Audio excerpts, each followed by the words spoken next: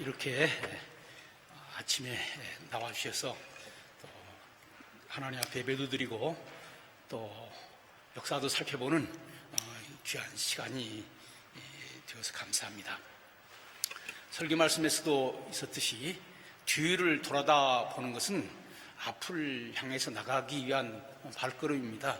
그래서 오늘 우리 한국 근현대사를 뒤돌아오면서 한국 기독교가 어떻게 이 대한민국에 기여했는가, 이 대한민국에서 한국 기독교가 차지하는 위치가 어떤 것인가 하는 것을 보다 큰 틀에서 말씀을 드리려고 합니다. 여러분들, 한국사 전체에서 제일 획기적인 사건이 뭐라고 생각합니까? 한국사 전체에서 가장 획기적인 사건이 뭐라고 생각합니까? 저는 개항이라고 생각합니다. 문을 연 개항.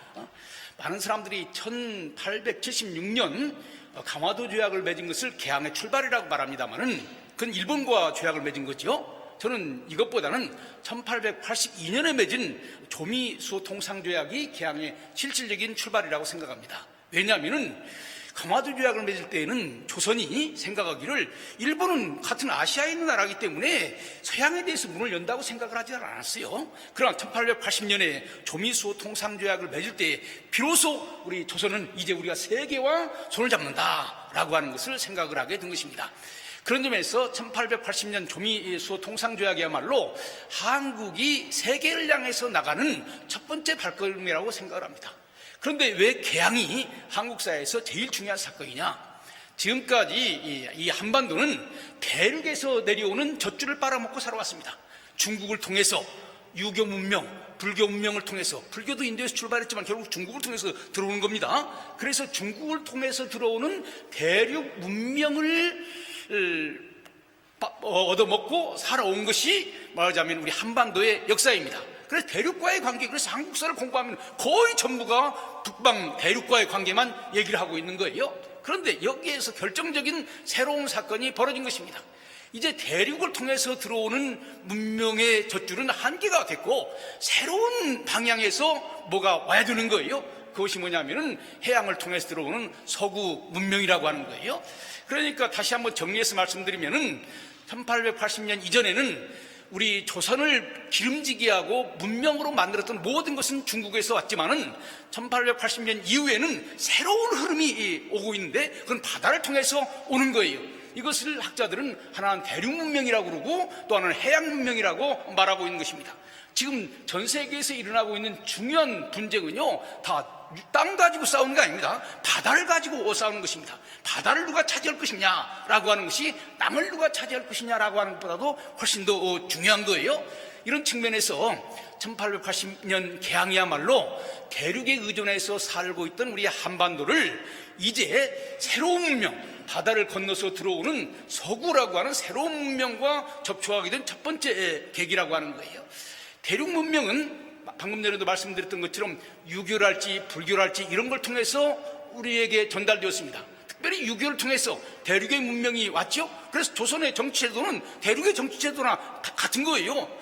중국에 육부가 있는 것처럼 조선에 육조가 있는 것이고 다 비슷한 겁니다. 여러분들 중국 가면은요 규모만 다르지 우리나라하고 비슷한 것들이 많아요. 왜 그렇습니까? 중국 문화를 모방해서 만들었기 때문에 그렇게 되는 거죠. 물론 우리 민족의 독창성이 없다는 거 아닙니다. 그냥 큰 틀에서 얘기할 때 그렇게 얘기할 수가 있다고 하는 것입니다. 그런데 이제는 새로운 시대가 왔어요. 사실 대륙문명이라고 하는 것은 한계에 붙였습니다. 이 아시아, 동북아시아가 세계라고 생각할 때는 대륙 문명이 중요했지만은 이제 새로운 세계가 등장을 하고 특별히 18세기 이후에 유럽에서 엄청난 새로운 문명이 등장하고 이 새로운 문명이 아시아에 왔을 때 중국이라고 하는 거대한 문명이 거기에 무릎을 꿇는 것을 보고 새로운 시대가 왔구나라고 하는 것을 알게 된 것입니다. 바로 이 새로운 시대를 이끌어가는 주역이 누구냐? 바로 우리 기독교라고 하는 거예요. 그러니까 대륙 문명이 유교를 통해서 우리나라에 전달되었다면 서구 문명은 우리 기독교를 통해서 우리에게 전달이 된 것입니다. 지금 우리 이 멋있는 예배당에 와서 예배를 드리는데 여기에 있는 것 가운데 조선의 유산이라고 하는 것은 거의 없습니다. 우리가 입고 있는 것 가운데 우리가 행동하는 가운데 피는 당군으로부터 내려왔으니까 우리 옛날부터 있었던 피죠. 이것만 빼놓고는 거의 다 입는 옷, 헤어스타일, 신 다 지금 우리 아시아 것이 아닙니다. 대륙의 것이 아닙니다. 이만큼 바꿔졌습니다. 이렇게 바꿔진 것이 한반도 역사에 없어요. 삼국시대에서 고려시대로, 고려시대에서 조선시대로 바꿔졌지만은요, 별 왕조만 바꿔진 것이지 실질적으로 별 크게 달라진 것이 없습니다. 그러나 근대 문명이 들어오면서 완전히 한국을 바꿔놓은 거예요. 그래서 저는요, 예수님 오시기 전과 오신 다음을 BC와 AD로 구분하는 것처럼 개항 이전과 이후는 그만큼 큰 구별이 되어진다, 이렇게 말씀을 드릴 수 있습니다. 여러분들 이 자리에 앉아있는 모든 분들이 가장 사랑하는 두 단어가 있다면 첫 번째는 대한민국이라고 하는 단어일 것이고, 두 번째는 우리 기독교라고 하는 단어일 거예요. 우리는 기독교인이면서 대한민국 국민입니다. 이 두 단어 어느 하나도 놓을 수가 없어요. 우리가 예수님 없이는 구원받을 수 없으니까 예수님을 놓을 수도 없고, 대한민국 국민으로 태어났으니까 이 한국인이라고 하는 정체성 놓을 수도 없는 거죠. 이 두 가지가 어떻게 만나는가? 사실 대한민국이라고 하는 단어는, 대한이라고 하는 단어는 한 민족을 얘기합니다. 민족이 대한이에요. 그런데 민국이라고 하는 것은 정치 제도를 말하는 것입니다. 따라서 오늘 대한민국은 한 민족이 서구에서 들어오는 새로운 정치 제도를 받아들여서 만들어진 나라예요.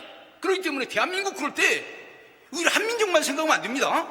한민족은 반절밖에 안 되는 거예요. 서양에서 들어오는 정치 제도가 또 하나의 반절을 얘기하고 있는 거예요. 우리나라의 정치제도, 입법, 사법, 행정 다 서양에서 들어온 거 아닙니까? 우리나라의 행정제도, 법률제도, 지역 다 이 서구에서 들어온 거예요. 따라서 우리가 한반도를 생각할 때 이 민족만 생각하면 안 되고 서구 근대 문명이라고 하는 것을 생각해야 됩니다. 저는 이 대한민국이라고 하는 이 두 단어, 대한이라고 하는 단어와 민국이라고 하는 단어 가운데 대한이라고 하는 단어에 우리 기독교가 기여한 바는 없어요. 왜냐하면 기독교가 들어오기 전에도 이미 한민족이 있었으니까. 그러나 민국이라고 하는 단어는요, 기독교를 통해서 들어오게 되는 것입니다. 기독교를 통해서 민주주의가 들어왔고, 이 민주주의를 한민족이 받아들인 거예요. 그러니까 한민족이 과거에는, 고려시대에는 불교를 받아들여서 불교국가를 만들었고, 조선시대에는 유교를 받아들여서 유교국가를 만들었던 것처럼, 이제 근대사회에서는 기독교를 통해서 들어온 서구의 민주제도를 받아들여서 이름도 대한민국이라고 말하지 않았습니까? 따라서 이 두 단어, 대한이라고 하는 단어와 민국이라고 하는 단어 가운데 적어도 민국이라고 하는 단어에 우리 기독교가 기여한 바는 엄청나게 중요한 것이다. 저는요, 나라를 세울 때마다 소위 건국세력이라고 하는 것이라고 생각합니다. 건국세력, 나라를 세운 세력. 그래서 나라가 세워졌을 때 이 건국세력에게 어마어마한 그 상급을 내려주는 것이고, 새로운 나라는 그들의 것이 되는 거예요. 사실 고려가 불교 세력을 중심으로 해서 만들어졌고, 조선이 신흥 4대부 유교 세력을 통해서 만들어졌다면요, 오늘의 대한민국은 기독교를 통해서 들어온 서구 근대 문화를 받아들인 사람이 세워진 나라입니다. 따라서 저는 기독교는 대한민국의 건국 세력이라고 생각을 합니다. 여러분들 한번 생각해 보세요. 대한민국을 만드는데 중요한 절기 몇 개가 있습니다. 3.1절, 6.25, 광복절, 이 세 가지 중요한 거예요. 3.1절은 대한민국에 씨를 뿌린 날이고, 광복절은 대한민국이 태어난 날이고, 6.25는 대한민국을 지킨 날입니다. 이 세 절기를 꼬박꼬박 지키는 종교가 어디 있습니까? 불교가 그렇게 합니까? 유교가 그렇게 합니까? 어디가 그렇게 합니까? 우리 개신교밖에 없어요. 왜냐하면 개신교가 대한민국을 만드는데 매우 중요한 역할을 했기 때문에 그런 것입니다. 이런 점에서 저는 오늘 이 대한민국의 성장 과정에, 형성 과정에 우리 기독교가 어떤 역할을 했는가 하는 것을 말씀을 드리려고 합니다. 이 말씀을 하기 전에 먼저 대한 말고 민주, 공화국이라고 하는 이 민주공화 제도가 어떻게 형성되었는가라고 하는 것을 간단하게 얘기를 해야 될 것 같습니다. 그러니까 대한민국은 이 동북아시아에 살던 이 한민족이 서구 유럽에서 시작되고 미국에서 발달된 근대 정치 제도를 수용해서 만들어진 거예요. 그러니까 대한민국의 기원은 이 한반도에만 있는 것이 아니라 서양 문명이 있는 것입니다. 이것을 알지 않냐고서는 우리 대한민국을 이해할 수가 없는 거예요. 이런 측면에서 서양 근대 문명이 뭐냐라고 하는 것을 알아야 되는데, 서양 근대 문명의 출발은 우리 여기 다 앉아 계신 것처럼 우리 개신교입니다. 마르틴 루터의 종교개혁이야말로 근대 문명의 출발이라고 생각합니다. 여러분들 전근대와 근대를 구분하는 가장 중요한 것이 뭔지 아세요? 개인의 발견입니다. 전근대는 모든 것이 집단이에요. 개인이 없어요. 그러나 근대는 개인 중요한 거예요. 그런데 이 개인을 서구 역사에서 제일 먼저 강조한 사람이 누군지 아세요? 마르틴 루터입니다. 구원이라고 하는 것은 교회라고 하는 거대한 집단의 참여함으로써 얻어지는 것이 아니라 하나님과 나의 1대1의 관계에 의해서 이루어진다. 이거야말로 근대를 이루는 중요한 거예요. 여러분들, 루터가 천주교라고 하는 거대한 세력을 무너뜨릴 수 있는 근본적인 이유는 천주교는 교회라고 하는 공동체에 들어가야만 구원받는다고 생각하는 거예요. 그래서 천주교가 아무리 잘못해도 항의할 수 없어요. 왜냐하면 교회에서 쫓겨나는 것이 뭡니까? 파문이에요. 엑스커뮤니케이션이에요. 교회에서 파문되면 천당 못 가는 거예요. 그러니까 교황이 별별 나쁜 짓을 해도 참고 견디는 것입니다. 그런데 루터가 구원이라고 하는 것은 그렇게 이루어지는 것이 아니라 예수 그리스도를 구주로 영접하는 개인의 믿음에 의해서 이루어진다라고 하니까 더 이상 교회가 무서울 것이 없는 거예요. 그렇게 해서 종교개혁이라고 하는 것이 시작된 거예요. 이 개인의 재발견, 이것이 어디로 이루어졌냐? 정치적인 자유로 이어지게 되는 것입니다. 하나님의 뜻을 내 개개인이 알 수 있다면 어떤 대통령을 선출할 것인가, 어떤 지도자를 선출할 것인가 내가 알 수 있다는 거예요. 바로 이게 정치적인 자유입니다. 종교적인 자유가 정치적인 자유로 이어지고, 이 종교적인 자유는, 정치적인 자유는 뭐로? 경제적인 자유로 이루어지는 거예요. 내가 만들어서, 하나님께서 나에게 축복해서 내가 만들어 놓은 내 소유를 누가 뺏어갈 수 있느냐라고 하는 개인의 소유권으로 이어지게 되는 것입니다. 그 다음에 이것은 특별히 칼빈주의에게 큰 공로가 돌아가는데 과학의 발달입니다.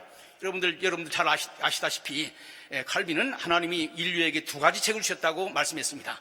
하나는 뭐냐면은 성경이라고 하는 책이고, 또 하나는 자연이라고 하는 책이에요. 성경이라고 하는 책을 통해서는 구원의 길을 알려주셨고, 자연이라고 하는 책을 통해서는 자연 질서를 알려주셨어요.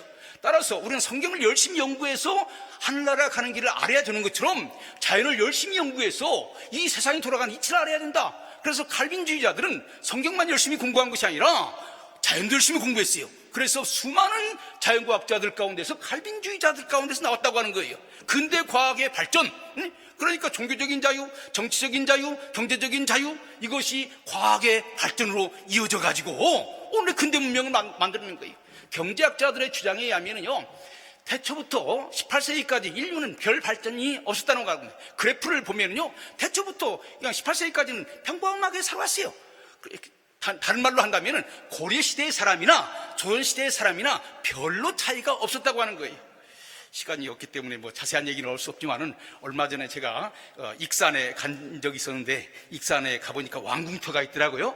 옛날 후삼국 시대에 그 후백제의 왕궁터가 거기에 있어요. 거기에 왕들이 어떻게 살았냐면요, 그때도 수세식 있었더라고요. 그래서 말하자면 왕이 일을 보면은 물로 자연스럽게 나갈 수 있는, 그런데 그것이요 조선시대에도 그대로 있었다고 그래요. 별 발전이 없는 거예요. 그러니까 여러분들 옛날부터 18세기까지는 별 발전이 없어요. 경제적인 것도 별 발전이 없습니다. 옛날에도 굶주림이 일상이었고 17세기에도 굶주림이 일상이었어요. 18세기 들어서면서부터 산업혁명이 일어나면서부터 엄청나게 발전하기 시작하는 거예요. 그리고 그 발전을 가지고 이 아시아 대륙으로 오게 되니까 중국이 꼼짝 못하고, 사실 몇 개 군대 가지도 않았는데 중국이라고 하는 거대한 나라가 무릎을 꿇고 만 거예요. 바로 이런 서구 근대 문화라고 하는 거예요. 그것을 그 기독교가 만든 것이고, 이 기독교의 근대 문화를 우리가 받아들인 것이죠. 따라서 오늘 대한민국의 기호는 혈통적으로 볼 때는 당군으로부터 내려오는 한민족이지만은 정치 사회적으로 본다면 18세기 유럽에서 형성된, 그리고 미국에서 발달된 소위 근대 세계 문명, 이것이 또 하나의 큰 뿌리를 내리고 있는 것입니다. 여러분들 재미있는 것은요, 지금 세계가 G1, G2 그래서 그 세계를 서구 세계, 비서방 세계 이렇게 나눌 때에 우리 한국이 어디에 속하겠습니까? 서구 세계에 속하겠습니까? 비서구 세계에 속하겠습니까? 지금 서구 세계에 속하고 있어요. 어제도 어떤 기자를 만나는데 자기는 한국 사람이라서 이제 그 프레스센터에 있는데 비서구 세계 사람 따로 모이고 서구 세계 사람 따로 모이라고 해서 비서구 세계로 갔더니 당신은 한국에서 왔으니까 서구 세계권에 속한다 이렇게 얘기를 하더라는 거예요. 그러니까 우리 한국 사람들 머릿속에 지금 혼돈이라는 것은 지역적으로 인종적으로는 지금 우리가 동아시아에 살고 있습니다. 그럼 문명적으로는 이미 서구 문명 속에서 살고 있는 거예요. 여기 이 두 가에서 오는 갭 때문에 지금 혼동이 일어나는데 거기 한복판에 서 있는 것이 우리 기독교인들입니다. 사실 유교랄지 불교랄지 이런 사람들은 뒤에 것을 없애버리고 옛날로 돌아가기를 원하는 거예요. 그런데 우리 기독교는 옛날로 돌아가면은 우리 존립 자체가 어려워지게 되는 것입니다. 이런 측면에서 우리 기독교인들이 역사를 보는 눈이 불교인이나 다른 사람들이 역사를 보는 눈과 같을 수가 없는 거예요. 그러면 구체적으로 이제 이런 서구 사상들이 어떻게 우리 한반도에 왔는가 하는 것을 몇 가지 단계를 거쳐서 말씀을 드리려고 합니다. 첫 번째, 개항시대에는요 대한민국의 기원입니다. 이 기원은 좀 아리까리해요. 희미합니다. 이것이 자꾸 얘기하면 시가 되는 거예요. 시가 되는 것이 뭐냐면은 일제시대 때 3.1운동, 3.1운동이 대한민국의 씨앗입니다. 그 다음에 이것이 태어난 것이 1948년 대한민국의 탄생이에요. 그 다음에 태어난 지 얼마 안 되는 대한민국을 어지럽게 만든 것이 1950년 6.25입니다. 대한민국의 실현이에요. 그 다음에 실현이 끝난 다음에 60년대, 70년대, 80년대 지금까지 쭉 발전한 거예요. 그래서 저는 오늘 대한민국의 기원, 대한민국의 씨앗, 대한민국의 탄생, 대한민국의 실현, 대한민국의 발전, 간단하게 얘기를 하도록 하겠습니다. 오늘 시간은 짧지만은 여러분들의 거대한 한국사를 큰 틀에서 볼 수 있는 그러한 시각을 제공해 드리려고 합니다. 먼저 대한민국 기원을 얘기를 할 때에 여러분들 아까 개항의 출발이 1880년 조미수호 통상조약이라고 얘기를 했죠. 82년 조미수호 통상조약이라고 했는데 이것을 맺은 키 인물이 누구냐면 슈펠트라고 하는 사람입니다. 슈펠트가 미국 대표로 조미수호 통상조약을 맺었어요. 이때에 조선에 왔다가 돌아가면서 미국 국무성에 보고를 썼습니다. 한반도에 대해서 보고를 썼는데 보고의 내용이 바로 이거예요. 여러분들 잘 들어보시길 바랍니다. 한반도는 운명적으로 싸움터다. 운명적으로 싸움터다. 한쪽은 중국이 있고 한쪽은 러시아가 있고 한쪽은 일본이 있고 이 세 나라가 한반도를 서로 차지하려고 한다고 하는 거죠. 이 한반도를 누가 차지하냐에 따라서 동북아시아의 패권이 달라지게 되는 거예요. 그런데 이 한반도가 여기에서 벗어날 수 있는 유일한 길은 뭐냐? 이 두 가지 조건이 충족되는 나라와 손을 잡아야 된다. 첫 번째는 뭐냐? 이 세 나라보다 센 나라와 손을 잡아야 돼요. 그렇지 않으면 이 세 나라한테 밀릴 수밖에 없는 거죠. 두 번째는 뭐냐? 이 세 나라보다 세지만은 조선을 식민지로 만들 식민지적인 영토적인 욕심이 없는 나라여야 된다는 거예요. 그런 나라가 어떤 나라겠습니까? 미국인 거예요. 미국. 그래서 미국과 손을 잡는 것만이 이 한반도가 살아날 수 있는 유일한 길이다 이렇게 얘기한 거예요. 그리고 그것을 1882년 조미수호 통상조약 제1조에 기록한 것입니다. 조미수호 통상조약 제1조가 뭐냐? 이 한반도가 주변에 있는 여러 나라에 의해서 부당한 대접을 받게 될 때 미국이 와서 이것을 도와준다. 영어로 good office, 한문으로 거중 조정이라고 하는 단어예요. 고종이 이 단어를 얼마나 중요하게 생각하는지 몰라요. 어려운 일 있으면은 도와주겠지.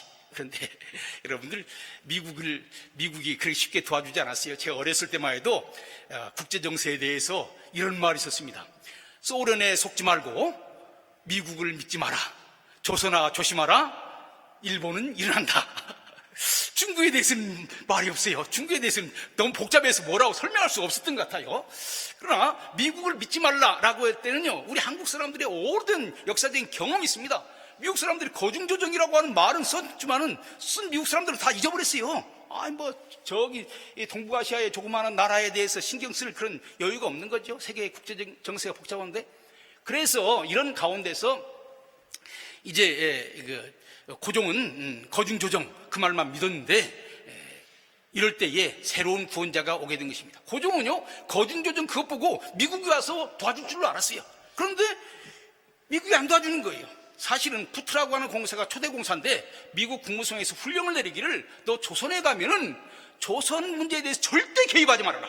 조선은 싸움터다. 잘못하면 이 싸움에 휘말린다. 이렇게 얘기를 했기 때문에 이 후투 공사는 한국 문제에 개입하지 않으려고 한 거예요. 그때에 선교사 맥클레이라고 하는 사람이 나타나가지고 미국 정부는 안 도와주지만 우리가 도와주면 어떻겠느냐. 그러니까 미국 정부의 도움을 기대했지만은 미국 정부는 안 도와주는데 선교사가 와서 우리가 도와주면 어떻겠느냐. 우리 학교 세워주고 교회 세워주겠다. 학교 세워주고 병원 세워주겠다. 그러니까 좋다. 그래 받아들인 것이 개신교 선교입니다. 그래서 사실 1945년 해방될 때까지 한미관계라는 것은 별게 없어요. 한미관계 핵심은 선교사들입니다. 선교사들이 한국과 미국 사이에 그 중재 역할을 하게 된 거예요. 그런데 그럼에도 불구하고 선교사들을 통해서 들어온 기독교가 점점 확산되기 시작을 하는 거예요. 여러분들, 기독교의 가장 중요한, 민주주의의 가장 중요한 핵심은 뭡니까? 한 사람 한 사람이 주인이라고 하는 거예요. 한 사람 한 사람 주인이라고 하는 이 의식 없이는 민주주의가 될 수 없는 것입니다. 그래서 이승만 박사가 1904년 독립정신을 쓸 때 우리가 천당 가려면은 육으로 난 우리가 거듭나야 천당 갈 수 있는 것처럼 우리가 민주국가에 살려면은 임금을 주인으로 섬겼던 사람들이 내가 주인이라고 하는 자각을 해서는 근대인으로 거듭나지 않냐면은 천당 가기 위해서만 중생이 필요한 것이 아니라 민주국가를 만들기 위해서도 백성이 거듭나지 않으면 안 된다. 이런 얘기를 한 것입니다. 그러려면 내가 귀한 존재라고 하는 것을 알아야 되지 않겠습니까? 이것을 가르쳐준 것이 바로 우리 선교사들이라고 하는 거예요. 여러분들 동양사회에서 하나님의 아들, 하늘의 아들, 그럼 누굽니까? 천자 아니에요? 중국의 황제의 아들 한 사람뿐입니다. 모든 사람 그 천자의 말을 따라 지켜야 되는 거예요. 그런데 여러분들 생각해 보세요. 선교사들이 와서 가르치는데 누구든지 예수를 믿으면 하나님의 자녀가 된다. 하나님의 자녀뿐만이 아니라 하나님의 자녀의 권세를 얻는다. 이렇게 되니까요. 이 얘기가 진짜 복음인 거예요. 여러분들 이런 얘기를 끝도 없습니다. 저기 우리 한국교회 역사를 보면은요, 내가 하나님의 아들이다 라고 하는 것은요, 인생을 근본적으로 바꾸는 거예요. 옆에 연동교회 있죠? 연동교회 초대 장로가 고찬익이라고 하는 사람인데 원래 갓바치였습니다. 갓바치는 아주 사회 천민 가운데 천민이에요. 근데 예수 믿고 나서 선교사가 너는 하나님의 아들이다. 그러니까 나는 더 이상 갓바치가 아니다. 나는 하나님의 아들이다. 이렇게 해서 지금 연동교회도 세우고 게일 선교사와 같이 큰 일을 하게 된 것이거든요. 남자들도 그런데 여자들은 어떻겠습니까? 지금까지는 남자들 밑에서 숨도 죽이고 숨도 쉬지 못하고 살던 사람들이 여자들이 아니 교회 나가 보니까 뭐 하나님의 딸이라는 말은 없어요. 여자들한테도 하나님의 아들이다 이렇게 얘기를 하게 되니까 너무너무 그냥 가슴이 벅차는 거죠. 그래서 이러한 현상 가운데 하나가 예수 믿는 여자들이 기가 세져가지고 집에 가서 남편 말들도 잘 안 들어요. 왜냐하면 나는 당신의 아내이기 전에 그것보다 더 근본적인 문제가 있는데 나는 하나님의 딸이다. 하나님의 딸이다. 하나님 말씀이 더 우선적이다. 그래서 전주에 최초로 예수 믿은 그 어떤 여자는 제사 그 부인이 안 드린다고 그러니까 이게 너무 화가 나가지고 그 남편이 이 여자들이 제사상 차리고 준비를 해야 되잖아요. 근데 예수 믿고 안 온다고요. 그런 남편이 화가 나가지고 칼을 들고 너 죽고 나 죽자. 그러니까 이 여자가 가슴을 딱 펼치면서 죽일 테면 죽여라 이렇게 하는 거예요. 여러분들 바로 이 기독교의 복음, 한 사람 한 사람이 하나님의 자녀가 될 수 있다고 하는 이 복음, 이거야말로 새로운 인간을 만드는 근대적인 자격인 것입니다. 여기에서 근대적인 민주주의가 나오게 되는 거예요. 이런 의식이 개항기에서 싹 트기 시작했어요. 여러분들 특별히 개항기에 예수 믿는 사람들의 간증을 읽어보세요. 얼마나 중요한지 몰라요.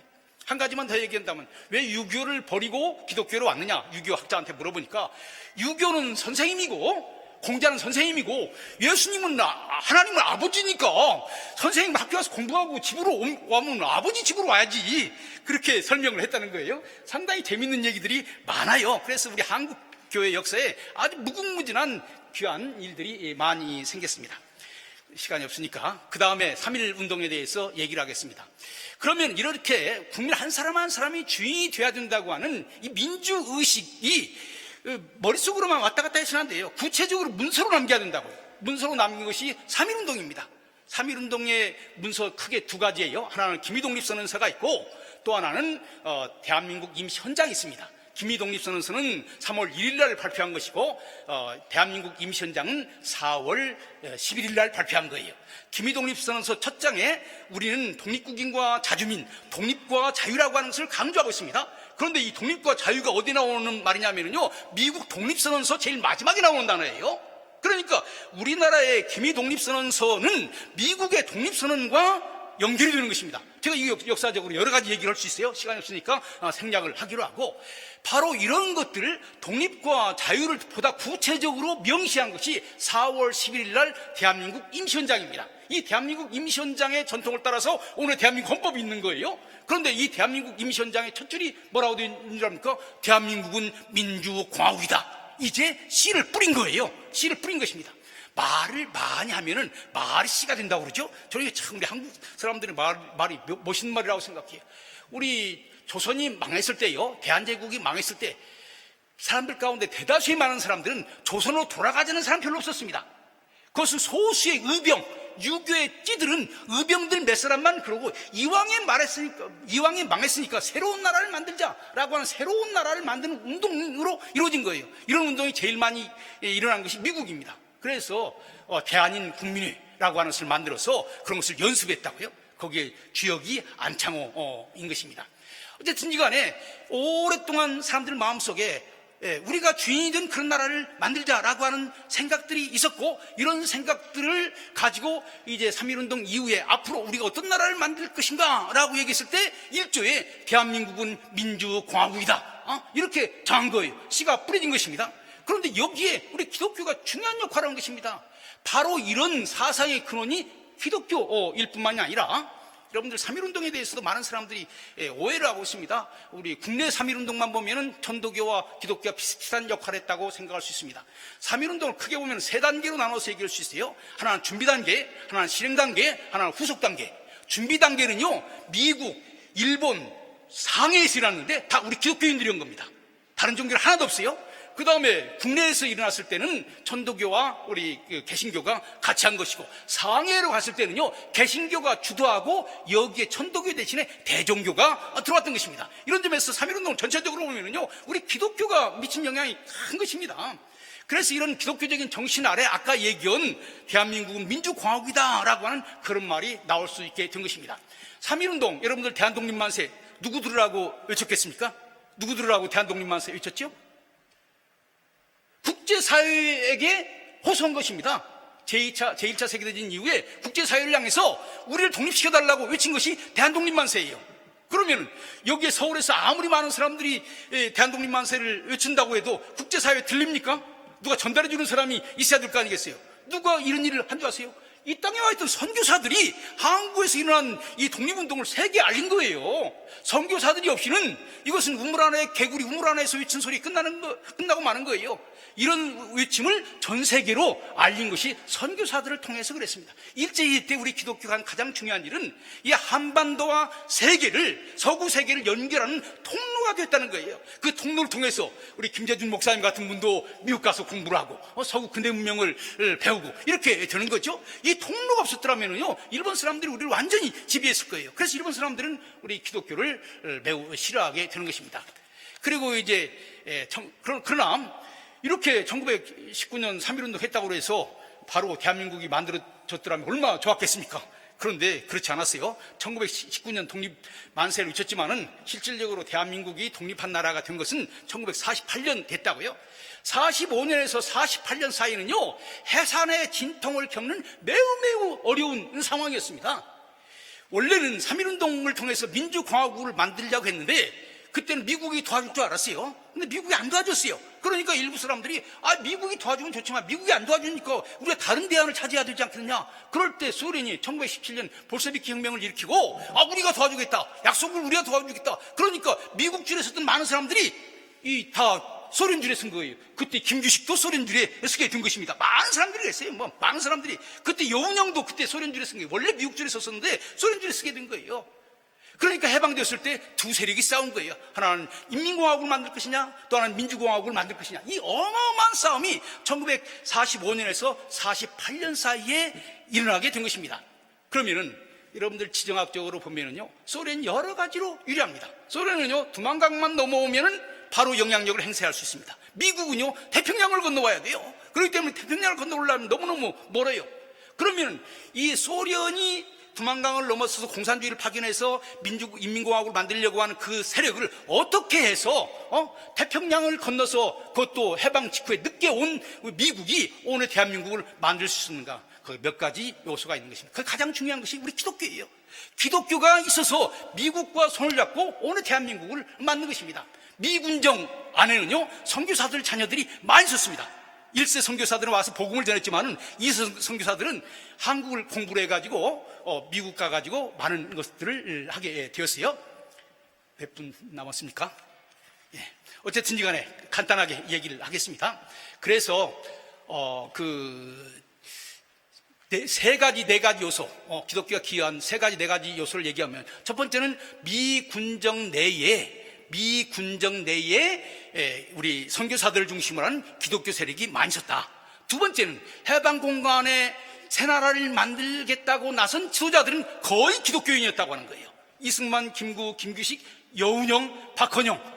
박헌영 이름 보니까 여러분들이 좀 이상할지 모르지만요, 박헌영도 제일 첫번에는 언더우드한테 미국 유학 보내달라고 했던 사람이에요. 미국을 언더우드가 안 보내주니까 공산당이 된 거예요. 그때 저는 좀 언더우드가 미국 유학을 보내줬으면 역사가 좀 달라졌을 텐데 이런 생각도 합니다. 여운형도 아까 얘기한 것처럼 원래 평양신학교 다녔던 사람이에요. 그런데 미국이 안 도와주니까 그 공산주의로 넘어갔거든요.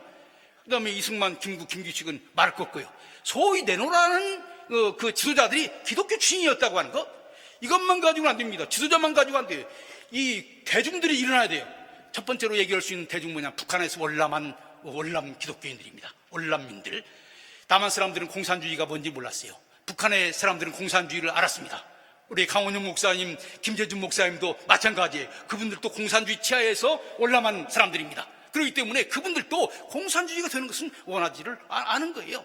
이런 측면에서 이북에서 내려온 월남민들이 이 나라가 공산화되면 안 된다. 그러기 위해서는 민족주의를 지지해야 된다. 이승만, 김구를 지지해야 된다라고 했던 거예요.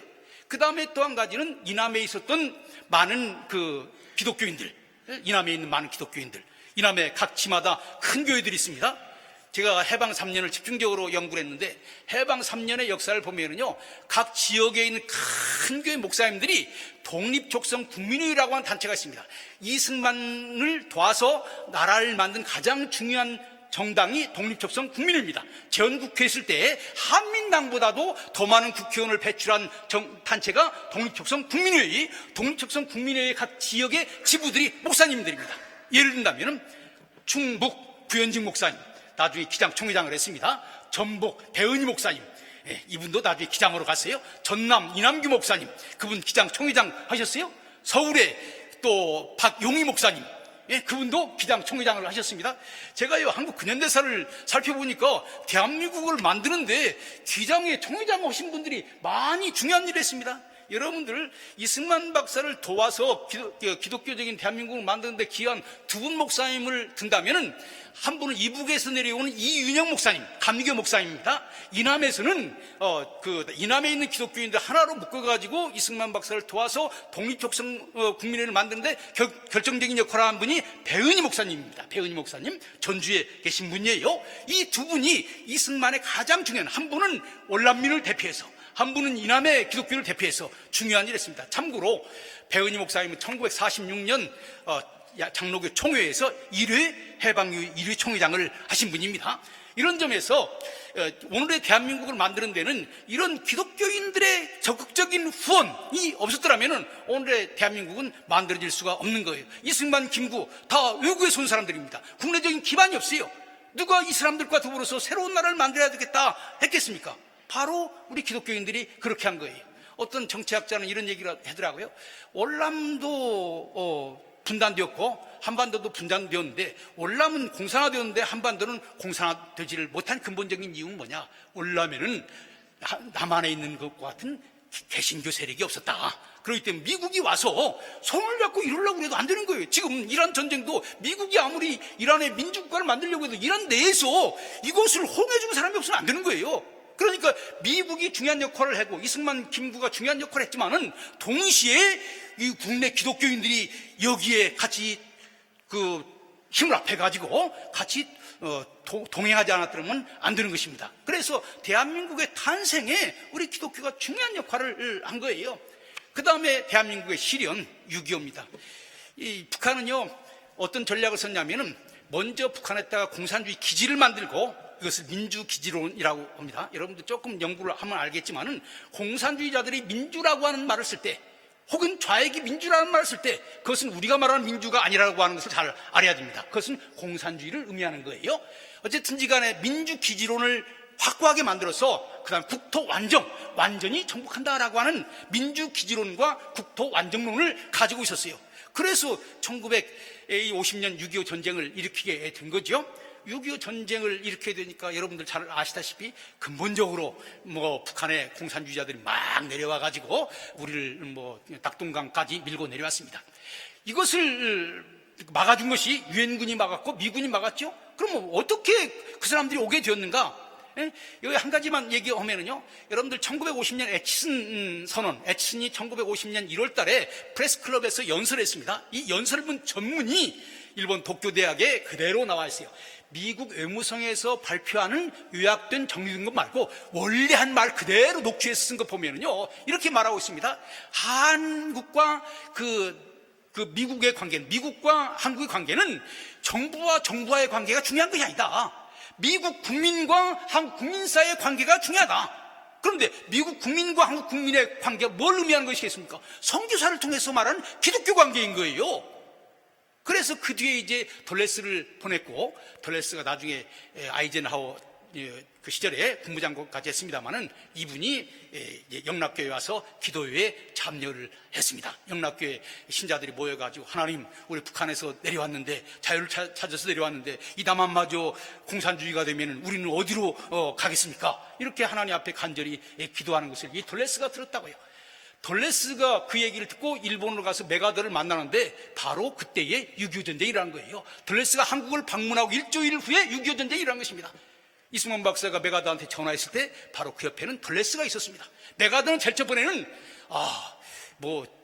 38선을 중심으로 분쟁이 많이 일어나니까 똑같은 것이겠지 이렇게 생각했는데, 돌레스가 얘기하기를 내가 방금 전에 일주일 전에 한국 갔다 왔다. 그건 그렇게 생각할 것이 아니다. 돌레스가 메가더를 설득하고 또 미국 국무부에 연락을 해가지고 바로 그날 저녁에 안전보장이 사회를 열은 거예요. 저는요, 인천의 상륙작전만 기적이 아니라 그 6월 25일 새벽 4시에 전쟁이 일어났는데, 그날 같은 날 5시에 미국 뉴욕에서 유엔 안전보장이 사회가 일어나가지고 하루도 지나기 전에 북한의 침략은 불법이고 유엔은 대한민국을 지켜야 된다, 이런 결의를 하게 된 거예요. 바로 이 한국과 미국 사이에 있었던 끈끈한 우리 그 기독교 연대, 매우 중요한 것입니다. 바로 이때 우리나라를 방문한 사람이 빌리 그레임입니다. 빌리 그레임 1952년에 우리나라에 와가지고 대규모의 집회를 했습니다. 이승만 박사도 만났습니다. 빌리 그레임을 통해서 한국의 복음주의가 널리 소개되게 되는 거예요. 사실 그런 점에서 6.25 전쟁이라고 하는 것은 그 시련 가운데서 한국 사람들이 세계적인 복음주의 운동과 만나게 됐고, 거기서 새로운 영적인 그 감동을 얻게 되는 거예요. 그 다음에는 이제 대한민국의 발전은 1960년대 이후인데, 여러분들이 너무나 잘 알지만 두 가지만 얘기하겠습니다. 대한민국의 발전은 경제적으로는 산업화고 정치적으로는 민주화예요. 산업화에 기여한 것은 한국의 보수주의 기독교가 산업화에 기여했다고 생각합니다. 특별히 부흥운동 할 수 있거든요. 무슨 말이냐, 능력 주시는 자 안에서 모든 것을 할 수 있다고 하는 강력한 부흥운동의 메시지는 우리는 안 돼, 우리는 엽전이야, 우리는 조선 사람이야, 우리는 안 돼, 이런 사람들에게 희망과 용기를 불러넣어가지고 박정희의 새마을운동과 더불어서 저는 박정희의 잘 살아보세, 잘 살아보세, 우리도 한번 잘 살아보세라고 하는 이 부흥운동의 메시지와 그 다음에 그 한국 부흥사들이 할 수 있거든요. 무슨 말이냐, 능력 주시는 자 안에서 모든 것을 할 수 있다라고 하는 이 두 가지 메시지가 합쳐져서 오늘의 산업화가 이루어졌다고 생각을 합니다. 그런데 이 산업화에는 수많은 문제가 많이 생겼어요. 그 박정희가 여러분들 잘 아시다시피 삼권 분립을 무시하고 혼자 모든 권력을 가지려고 했다고요. 바로 이럴 때 우리가 공산주의를 반대하고 민주주의를 한 것은 국민 한 사람 한 사람이 주인이 되는 그런 나라를 만들기 위한 것인데, 이것은 우리가 원하는 나라가 아니지 않아요 라고 얘기하면서 정부에 강력하게 민주주의를 요구했던 것이 진보적인 세력입니다. 그래서 산업화는 보수주의 세력이 기여했고 민주화는 진보적인 세력이 기여했다, 저는 이렇게 생각을 합니다. 이렇게 본다면은 대한민국의 기원, 대한민국의 씨앗, 대한민국의 탄생, 대한민국의 실현, 대한민국의 발전에 기독교가 미친 영향이 너무너무 커요. 그런데 지금 한국 사회에서는 이 기독교 역사를 아주 무시합니다. 제가 역사교과서를 좀 연구했는데 역사교과서에 우리 기독교가 공헌은 거의 나오지를 않고 있어요. 왜 그러냐 하면은요, 우리 대한민국을 조선의 후예라고 생각하기 때문에 그래요. 조선의 제2판이라고 생각하기 때문에 그래요. 대한민국에서 가장 중요한 장소가 어디입니까? 광화문 앞에요.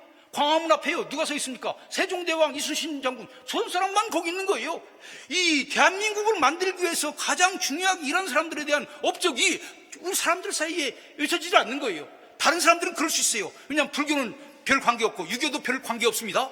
그런데 우리 기독교는 우리가 세운 나라예요. 그렇기 때문에 우리는 3.1절 때 열심히 기도해야 되는 것이고 6.25 때 열심히 기도해야 되는 것이고 광복절 때 열심히 기도해야 되는 것이고, 나라가 어려울 때 우리가 세운 나라가 이렇게 넘어가서는 안 된다, 이렇게 생각할 수가 있는 거죠. 이런 측면에서 우리 한국복음주의협의회가 이런 문제에도 깊은 관심을 가지고 앞장서서 나갔으면 좋겠다, 이런 생각이 듭니다. 이상입니다.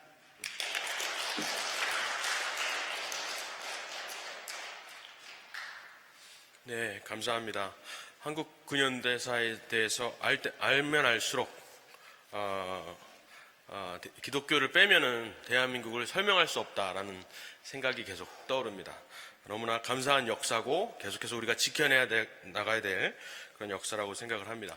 그러면은 혹시 시간이 좀 많이 남았는데요, 질문을 받을 수 있을 것 같습니다. 그래서 혹시 박명수 교수님께 질문이 있으시면 해주시면 되겠습니다. 혹시 질문 있으신가요? 우리 박명수 교수님.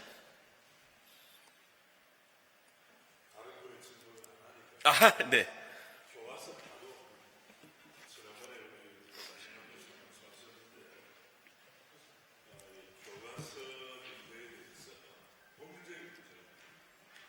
교과서 문제의 본질적인 문제. 하나는 역사관의 문제와 그 다음에 정책적인 문제를 얘기하겠습니다. 역사관의 문제는 지금 현재 한국사를 서술하는데 많은 사람들이 부정을 합니다만은 소위 내재적 발전론이라고 하는 그런 입장을 가지고 있는 학자들이 많이 있습니다. 그러니까 한국사를 조선사에서 계속 발전해서 우리가 주체적으로 역사를 이끌어왔다라고 하는 거예요. 그래서 사실 조선의 역사 가운데 민주적인 요소가 있고 조선 후기의 역사 가운데 민주적인 요소가 있고 이걸 잘 발전하면 오늘의 우리 대한민국이 될 수 있다. 그래서 민주주의적인 모든 요소를 조선의 역사나 조선 후기의 유교 역사 가운데 자꾸 해서 퇴계나 이황 같은 데서 자꾸 그걸 민주주의라고 자꾸 이렇게 설명을 해 나가는 거예요. 그래서 서양 역사를 우리의 적이라고 생각하고 서양과 우리 기독교를 대한민국을 적이라고 생각합니다. 근데 제가 시간이 없기 때문에 얘기를 안 했는데 근본적으로 잘못 생각하고 있는 것이 있어요. 우리나라를 괴롭히는 나라는요, 우리 주변에 있는 세 나라입니다. 중국과 일본과 러시아가 우리를 괴롭혔지 서양에 있는 나라가 우리를 괴롭히지 않았어요. 그러면 고종은 원래 어떤 생각을 가지고 있느냐, 이 세 나라의 침략을 막기 위해서는 이 세 나라가 아닌 다른 나라와 손을 잡아야 되겠다, 이런 생각을 한 거예요. 그래서 미국의 사절도 파견하고 그러지 않았습니까? 그런데 미국이 별로 이익도 없는데 한반도에 제일 저번에는 큰 이익이 있는 줄 알았어요. 소문에 의하면은 한반도에는 금이 많다고 그런 소문이 있어가지고 막 사람들이 금광 캐러 온다고 그랬는데 사실 알고 보니까 금도 별로 없어요. 그래서 한국에 별로 이익이 없습니다. 그러니까 미국이 개입을 하지를 않은 거예요.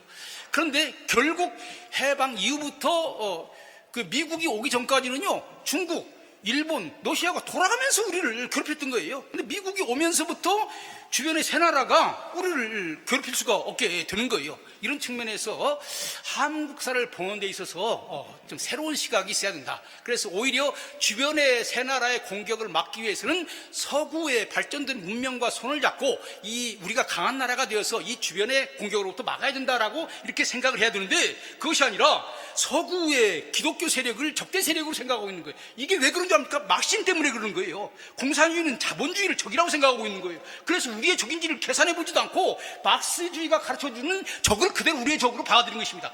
이게 근본적인 문제예요. 상당히 어려운 문제입니다.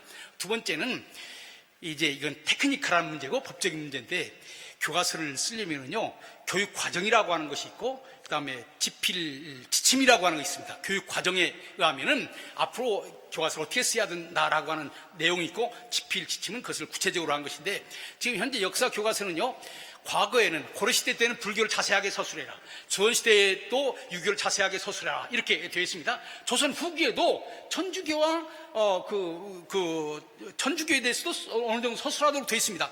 그런데 개신교가 등장할 때는 뭐라고 설명하고 있냐면은, 개항기에 있어서는 모든 종교를 공평하게 서술해라. 여러분 정신 안 차리면 헷갈립니다. 모든 종교를 공평하게 서술하라, 이렇게 됐기 때문에 그 기준에 의해서 사람들은 이 지필 지침에 모든 종교를 공평하게 쓰라고 그랬으니까 불교도 한 줄, 유교도 한 줄, 천주교도 한 줄, 개신교도 한 줄, 이렇게 쓰라고 그러는 거예요. 근데 이미 불교는 과거에 몇 페이지를 거쳤었고, 유교도 그랬고, 동학도 여러 번 했습니다. 개신교가 등장할 때는 개신교의 등장을 충분히 설명을 해야 되는데 그렇지 않은 거예요. 그래서 저희가 이것 가지고 많은 싸움을 했습니다. 이은성 교수님 옆에 계십니다만은, 그래서 한때 우리가 어디까지 갔냐면은, 개항기의 종교에 관해서는 개신교의 수용과 개신교의 수용을 어느 정도 자세하게 쓰고, 다른 종교의 변화를 서술하시오. 왜냐하면 모든 종교가 들어올 때는 자세하게 썼으니까, 그리고 개항기에 또 다른 종교가 또 변화한 것도 있으니까 그걸 절충해가지고 개신교의 수용과 다른 종교의 변화를 서술하시오, 이렇게 거기까지 고쳤어요. 그런데 교과서 나온 거 보니까 하나도 안 고쳐있어요. 그래서 교육부에 항의했더니, 과거에는 교육부가 뭐라고 얘기하냐면 지필 지침 때문에 안 된다는 거예요. 그래서 지필 지침이 바꿔졌으니까 왜 안 됐냐 그랬더니 그건 쓰는 사람의 마음이라는 거예요. 그래서 그냥 힘들고 참 어려운 과정입니다. 그래가지고 결국 정권도 왔다 갔다 하면서 이게 역사 교과서 문제가 핫 이슈가 돼가지고 지금까지 제자리 걸음만 하고 있는데, 한 가지만 말씀드리겠습니다. 그 파동이 났을 때 기자가 대광고등학교 미션스쿨 아닙니까? 가서 학생 인터뷰를 했는데 뭐라고 했냐면, 아니 목사님들 교회 설교할 때는 우리 개신교가 한국사에 중요한 역할을 했다고 그러는데 학교에서는 한 가지도 안 가르쳐줘요, 이렇게. 여러분 생각해 보세요. 목사님들은 목사님이 최고인 줄 알지만 그 교회 안에서 그런 거지, 바깥에 나가면 목사님들 목소리가 아무 소용이 없어요.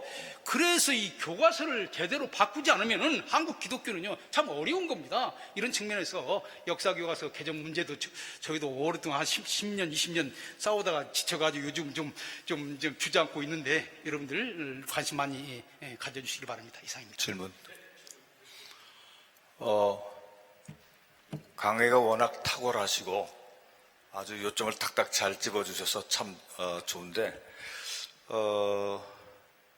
이제 한국사, 근현대사 좀 뛰어넘어가지고 현실적으로 지금 이란을 이제 미국과 이스라엘이 공격하고 잠시 휴전 상태라고 그러는데, 휴전 또 도로 그냥 건너갔다 그런 얘기도 있고 그런데, 역사학자로서 기독교 국가인 미국이 이란을 지금 때려가지고 그 하나님의 심판을 대신하고 있다고 나는 이제 믿고 있는데, 이제 이것이 우리나라의 앞으로의 방향 상황과 어떻게 연결될 건지, 저 역사학자로서 이거 좀 잠깐 좀 말씀해 주시면 좋겠습니다. 저는 설교 시간 아니니까 설교적인 용어를 말고 일반적인 용어로 설명을 하겠습니다. 사실은 기독교 문명이, 서구 문명이 거대한 힘을 가지고 전 세계를 장악을 했어요. 많이 만들었습니다. 그런 과정에 식민지도 있었고 어려운 과정도 있었습니다. 그래서 사실 기독교 문명의 등장도 있지만은 기독교 문명에 대한 반대 운동도 강하게 있는 겁니다. 그 반대 운동 가운데 하나가 이슬람 문명, 또 하나는 공산주의 문명, 유교 문명, 이렇게 되는 거예요. 사실은 1945년부터 냉전이 등장하면서 공산주의와 자본주의라고 하는 이 이데올로기 싸움이 커가지고 이제 다른 싸움은 갖춰져 있습니다만은, 지금 현재 진행되고 있는 것은 상당히 많은 것이 소위 문명의 전쟁입니다. 기독교를 중심으로 하는 서구 문명을 계속 확장시켜 나갈 것인가, 아니면은 이제 중동에서는 이슬람 문명, 그 다음에 소련에서는 슬라브 문명, 동북아시아는 유교 문명, 각각 맹주가 있다고요. 소련, 중국, 또 이란 같은 맹주가 있어가지고 자기 문명권을 지키려고 그러는 거예요. 만일에 여기에 가정을 해보세요. 지금 소련이 슬라브 문명으로 우크라이나 맞죠? 우크라이나를 자기 영향권 아래 두려고 하고 이란이 계속 잘해서 그 중동을 이슬람 문명으로 만들어버리고 그 똑같이 중국이 유교 문명을 가지고 동북아시아를 다시 재편하려고 그러면 우리 기독교는 어디에 쓸 수 있습니까? 우리 기독교는 어디에 쓸 수 있습니까? 이거 잘 생각을 해야 돼요. 중국이 절제보내는 기독교를 용인한 것 같았어요. 그러나 지금 얼마나 중국에 있는 기독교인들이 지금 어려움 겪고 있는 잘 알고 있죠.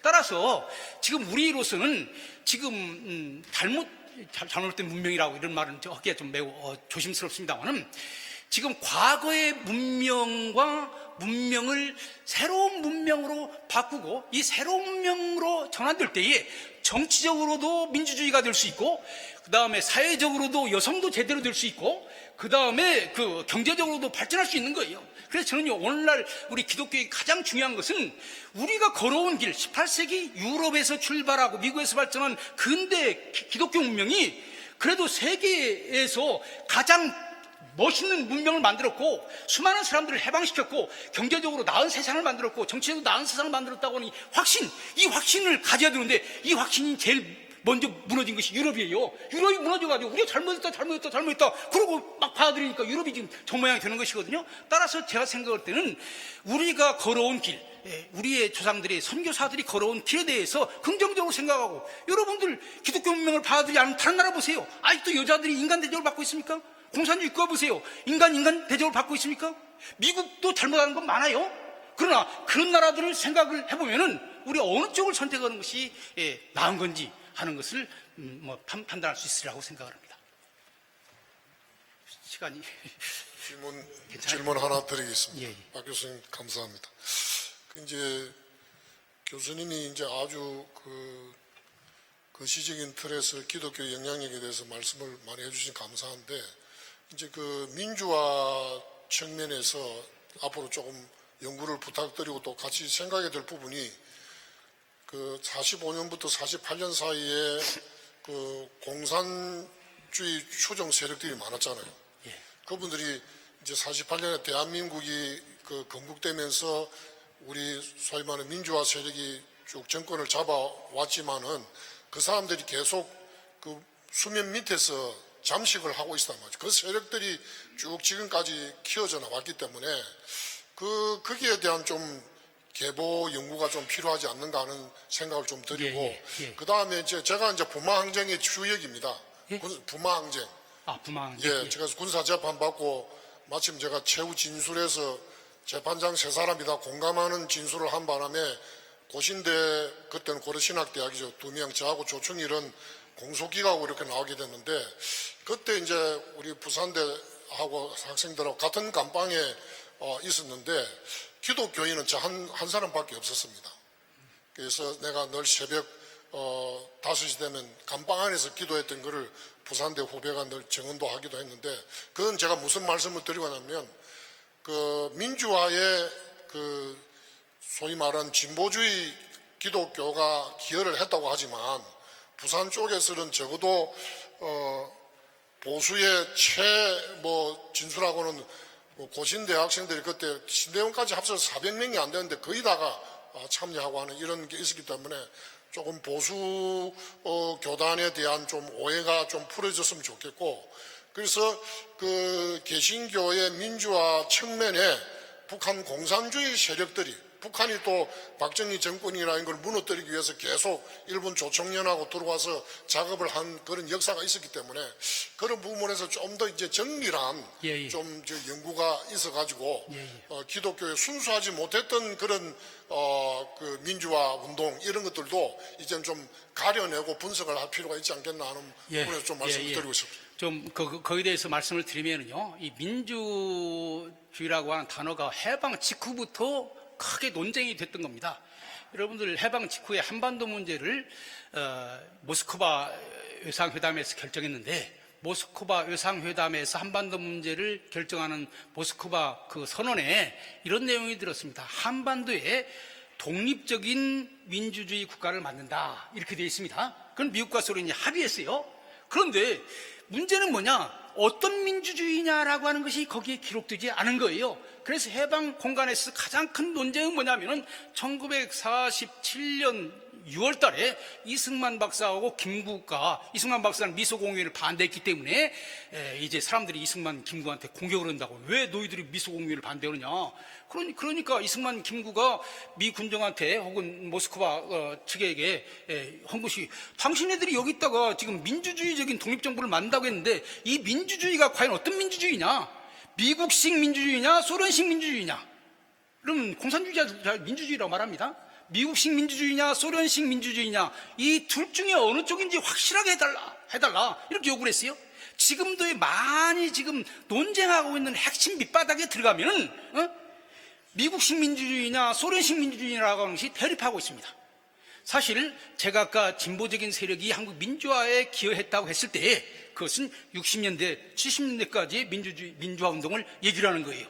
제가 강원영 목사님 이 교회에 와서 이런 얘기를 해서 제가 어떤 면에서는 다행이기도 하고, 그런데 강원영 목사님은 제가 이해하기로는 강원영 목사님 얘기는 민주주의라고 얘기했을 때에 그 민주주의는 서방 세계가 얘기하는 민주주의를 얘기를 하는 것이지, 서방 세계에 반대되는 공산주의 세계가 얘기하는 민주주의를 아니라고 생각합니다. 그래서 그분이 사실 50 때에 1970년대 말에 민주주의에 대한 두 가지 얘기가 첨예하게 됐고, 운동 가운데서는 그 미국식 민주주의를 뛰어넘어서 이제 그 공산주의식 민주주의, 소련식 민주주의를 추종하는 세력들이 생기게 되었어요. 그 사람들이 주도하게 되니까 이건 아니다, 이렇게 해서 거기에서 선을 그은 거예요. 윤보선 박사, 그 강원영 목사님, 이런 분들이. 이런 측면에서 그 한국의 진보주의들 가운데도 두 그룹이 있습니다. 그러니까 진짜로 공산주의가 원하는 민주주의, 소위 인민민주주의를 추종하는 그런 세력이 있고, 또 하나는 건전한, 그래서 1945년에 그 강원영 목사님의 그 자서전 보면은 그 해방 공간에서 사회민주주의라고 얘기했을 때 이것은 소위 공산주의가 얘기하는 공산주의 전 단계의 사회민주주의를 얘기하는 것이 아니라 유럽에서 얘기하는 민주주의의 단점을 보완하는 의미에서의 사회주의를 말한다, 이렇게 설명을 하고 있거든요. 이런 측면에서 진보 세력 가운데서도 우리가 포함할 수 있는 자유민주주의적인 체제 안에서 분배 문제 같은 것이 어려우니까 이런 것 좀 어느 정도 감안을 해서 정치를 해나가야 된다고 하는 그런 세력을 저는 한국 그 진보주의 교회가 했는데, 그 뒤에는 이제 운동권 더 급진적인 운동권을 나갈 때는 또 하나의 중요한 차이가 있습니다. 그런 차이들도 우리가 밀접하게 생각을 해야 된다고 생각합니다. 이상입니다.